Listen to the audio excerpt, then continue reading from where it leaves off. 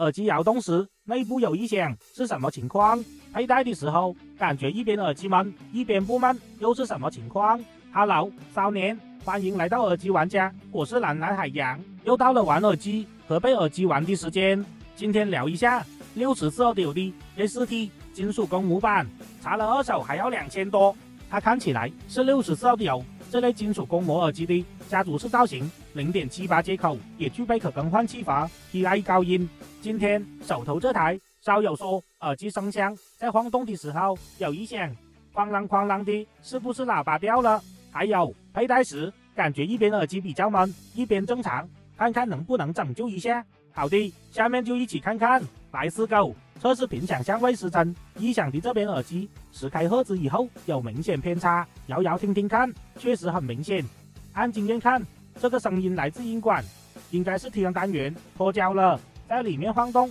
小心取出音嘴金属网和塑胶压环，它们都是用硬胶粘合固定的。来合贴高音单元，打个招呼 ，Hello， 少年，听说你最近比较串，比羊肉串还串那样。没错了，松动的，摇摇晃晃，就是你了。这个单元是侧面开口出音，所以重新固定，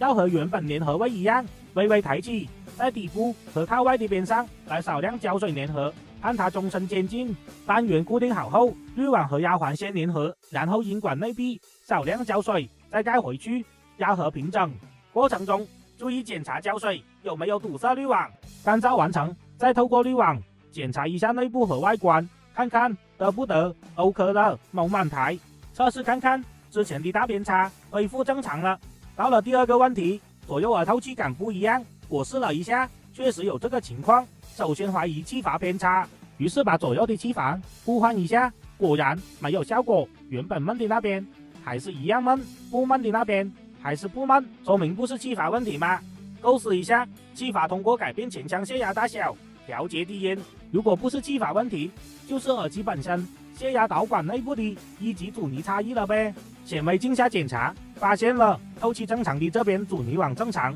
闷的那边阻尼网已经褶皱了，虽然没有堵塞，但是透气量改变了。把它取出来，在显微镜下把褶皱的部分重新压平，再安装回去，佩戴体验左右透气感或者说密封感就恢复一致了。放了5天，反复试听，确定稳定性 OK 了，那么这台64的 A4T 就满血复活了。这耳机的听感一耳朵是给我一种和64其他型号不同的感觉，就是宽松还有暖。因为听的是加州撸管，一开始的前奏吉他声弦乐是一种暖厚宽松的感觉，虽然颗粒感不算亮丽分明，但是有细腻如水波纹的画面感，听起来比较舒服。低音鼓声量感饱满，泛音足澎湃而富有包围感，营造一种丰厚的氛围。中频人声中，男声是一种平顺厚实感，软音色圆润微微糊，听起来比较有味道。而女生略有些厚，在听觉中可以分辨出